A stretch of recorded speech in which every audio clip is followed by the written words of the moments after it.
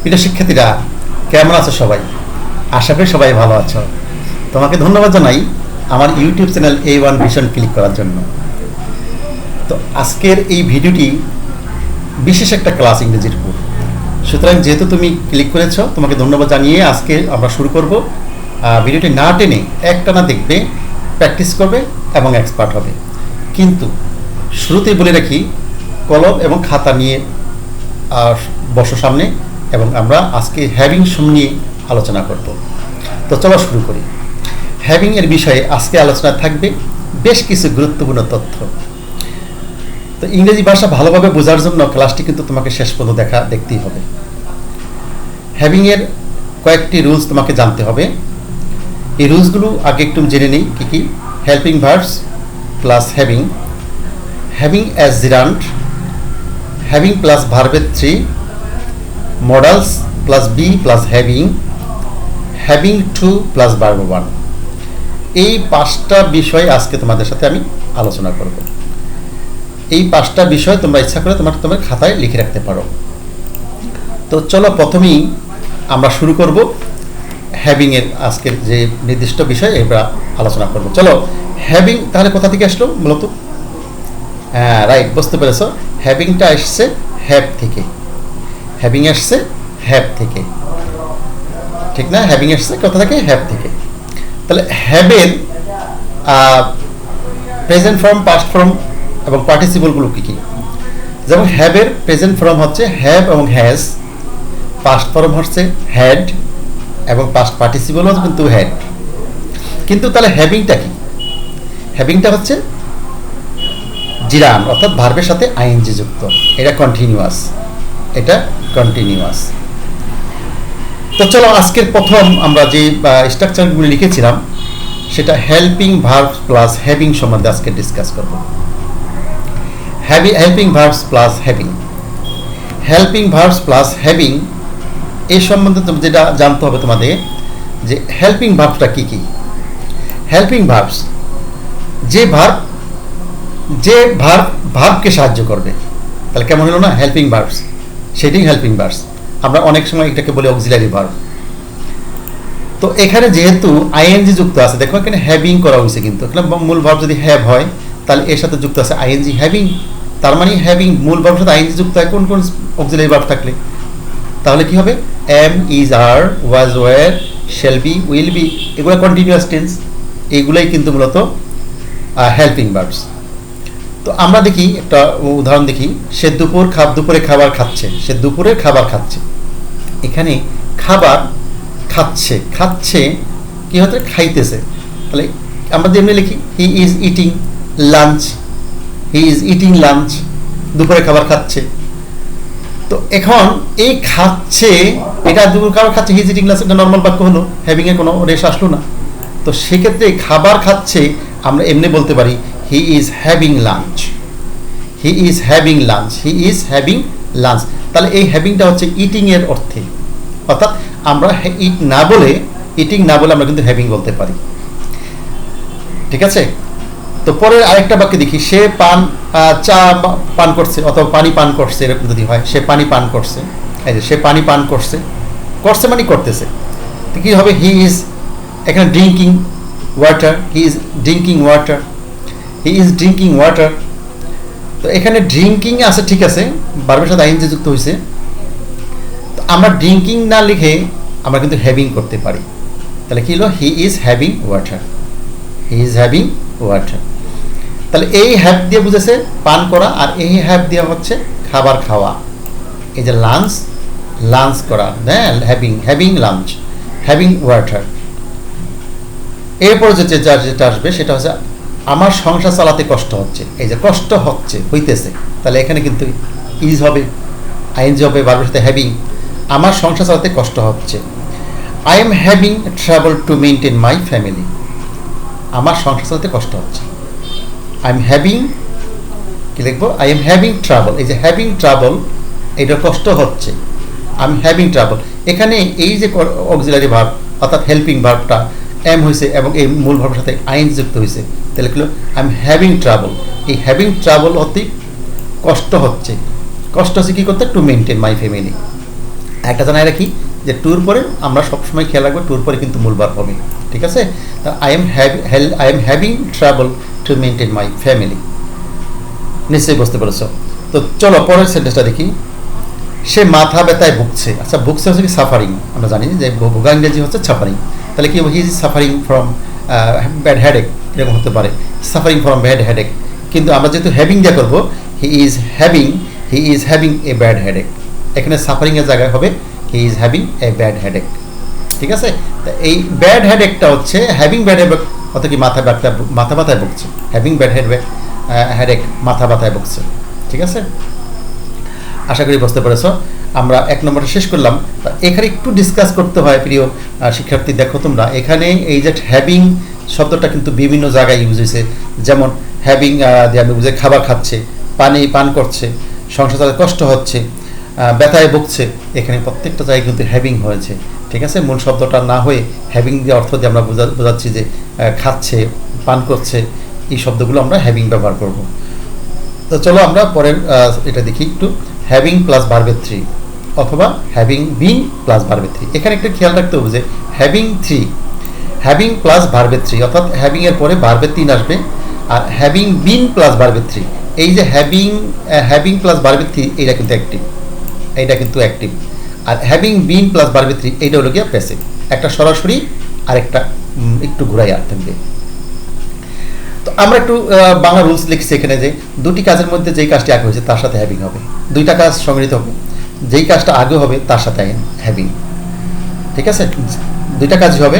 তো দেখি, তাকে ভালোভাবে পড়িয়ে আমি ঘুমাতে গিয়েছিলাম। দেখো, তাকে ভালোভাবে পড়িয়ে আমি ঘুমাতে গেছিলাম। তাহলে এই যে একটা সেন্টেন্স এখানে, এই যে আমি পড়িয়ে, তাকে ভালোভাবে পড়িয়ে আমি ঘুমাতে গিয়েছিলাম, তাহলে কোন কাজটা আগে হলো? তাকে ভালোভাবে পড়িয়ে, এইটা কিন্তু আগে হয়েছে, এইটা পড়েছে, আমি ঘুমাইতে গেছি পরে, হ্যাঁ, গিয়েছিলাম কিন্তু এখানে আছে পাস্ট টেন্স। হ্যাঁ, তাকে ভালোভাবে পড়িয়ে, তাহলে তাকে ভালো পড়িয়ে আমি ঘুমাইতে গিয়েছিলাম। তাহলে এখানে কি লিখবো আমরা? Having taught him properly. এই যে এইটা হয় হ্যাভিং টট হিম প্রপারলি, ভালোভাবে পড়িয়ে। টট, টিস থেকে কিন্তু টট হয়েছে, কারণ আমি আগে বলেছি হ্যাভিং প্লাস ভার্বের 3, তাহলে এখানে ভার্বটা হয়েছে টট, টিস থেকে টট। তাহলে কি হলো? হ্যাভিং টট হিম প্রপারলি, এই আমি তাকে ভালোভাবে পড়িয়ে আমি ঘুমাতে গেছিলাম। আই ওয়েন্ট টু স্লিপ, তাকে ভালোভাবে পড়িয়ে আমি ঘুমাতে গিয়েছিলাম, ঠিক আছে? নিচে বুঝতে পেরেছ? এই যে having taught him properly I went to sleep. টুর পরে এই যে আমি আগে একটু বলেছিলাম যে টুর পরে মূল ভার্ব হবে সবসময় আমি গিয়েছিলাম টু স্লিপ, ঘুমাতে। হ্যাভিং টট হিম প্রপারলি, এখানে অনেকভাবে তুমি লিখতে পারবে। এখানে এভাবে আমি মাছ ধরার পর বাজারে বিক্রি করতে গিয়েছিলাম, মাছ ধরার পর তাকে হ্যাভিং caught fish, হ্যাঁ, having caught fish, I went to sell, আমি গিয়েছিলাম টু করতে, সেল করতে, বিক্রি করতে, I went to sell, এবার লিখতে পারো। তো অনেক দিন ধরে এই স্কুলে পড়ে সে অনেক কিছু শিখেছে। এখানে খেয়াল করো, অনেক দিন ধরে এই স্কুলে পড়ে, মানে এই স্কুলে সে অনেক দিন ধরে পড়ে সে অনেক কিছু শিখছে, এই কথাটা। তো আমরা এই সেন্টেন্সটা কী করে লিখবো? Having studied in this school. Okay, এখানে কিন্তু এই স্কুলে পড়ে, এই যে কথাটা বলছে পড়ে মানে পড়িয়া, হ্যাঁ, তাহলে কি হ্যাভিং স্টাডি, এবং হ্যাভিং স্টাডিড, যেহেতু ভার্বের 3 হবে এখানে, এই যে ভার্বের 3, হ্যাভিং প্লাস ভার্বের 3, তাহলে কি বল? Having studied in this school, এই স্কুলে পড়ে, এই যে ইন দিস স্কুলতে, এই স্কুলে পড়ে। Having studied in this school for many years, কারণ অনেক দিন বলছে এখানে, যেহেতু অনেক দিন ধরে যাবত বেশি বলছে, এটা অনেক দিন, ফর মেনি ইয়ার্স। এখানে ফর এবং সিনসের তোমরা শিখে নিবে। For many year, for many কি হবে? ডেইজ হবে, অনেক দিন ধরে বলছে না, তাহলে ফর মেনি ডেইজ। তাহলে কি হবে? Having studied in this school for many days, এখানে সে অনেক কিছু শিখেছে। হি লার্নড মেনি থিংস, এখানে কিন্তু ভার্বের এটা পাস্ট টেন্স করেছে, লার্নড, LEARNT, হি লার্নড মেনি থিংস। ওকে, তাহলে আমরা দেখে নিই এটা। ওকে, having studied in this school for many days, he learned many things. Okay, telephone একটা বিস্ময়কর আবিষ্কার হওয়ায় আমি উপকৃত হয়েছি। এই যে টেলিফোন একটি বিস্ময়কর আবিষ্কার হওয়ায়, এখানে একটা জিনিস খেয়াল করতে হবে, এই যে হওয়ায়, এখানে হওয়ায়, আর এখানে কি হচ্ছে? পরে। দেখো এইটা কিন্তু ডাইরেক্ট না, এইটা কিন্তু অ্যাক্টিভ ভয়েস, আর এইটা কিন্তু এই যে হওয়ায় এটা প্যাসিভ হয়ে গেল। টেলিফোন একটা বিস্ময়কর আবিষ্কার হওয়ায় আমি উপকৃত হয়েছি, আমরা উপকৃত হয়েছি। তো এখন একবার টেলিফোন, এখানে যে টেলিফোন সাবজেক্ট আছে টেলিফোনটা, আমরা টেলিফোনটা আগে নিয়ে নিব। হ্যাঁ, টেলিফোন হ্যাভিং বিন, এখানে কিন্তু আমি আগে লিখেছি যে হ্যাভিং বিন, এই যে হ্যাভিং বিন এটা আমাদের প্যাসিভ ভয়েস। তাহলে হ্যাভিং বিন কি লিখবো? Telephone having been, telephone having been a wonderful invention, telephone having been a wonderful invention. তার কি আমরা কি হয়েছি? আমরা উপকৃত হয়েছি। We have benefited, we have benefited, হ্যাভের পরে কিন্তু বাড়বে 3, উই হ্যাভ বেনিফিটেড, আমরা উপকৃত হয়েছি। এই যে হয়েছি, আমরা একটা কিছু ক্লাসে আমি কিন্তু আমি বলেছিলাম যে ইয়েসি ইয়েস থাকলে এটা কিন্তু প্রেজেন্ট পারফেক্ট হয়। আমরা উপকৃত হয়েছি, তাহলে উই হ্যাভ বেনিফিটেড, হ্যাভ হবে এখানে, ঠিক আছে? তো এবার দেখবো আরেকটা, ছেলেটি অপমানিত হয়, আমরা আঘাত পেয়েছি। কি লিখেছি? ছেলেটি অপমানিত হয়, আমরা আঘাত পেয়েছি। অর্থাৎ ছেলেটা যে অপমান হলো, এতে আমরা অপমানিত হয়ে আমরা আঘাত পেয়েছি। তো এখানে খেয়াল করতে হবে, এখানেও কিন্তু এই যে ছেলেটি অপমানিত হওয়ায়, আমি আগে যে বলছিলাম এই যে হওয়ায়, এখানে যে হওয়ায়, দুইটা কিন্তু হওয়ায়, সুতরাং এইটাও কিন্তু প্যাসিভ, ঠিক আছে? তাহলে এখানে সাবজেক্ট হলো কি?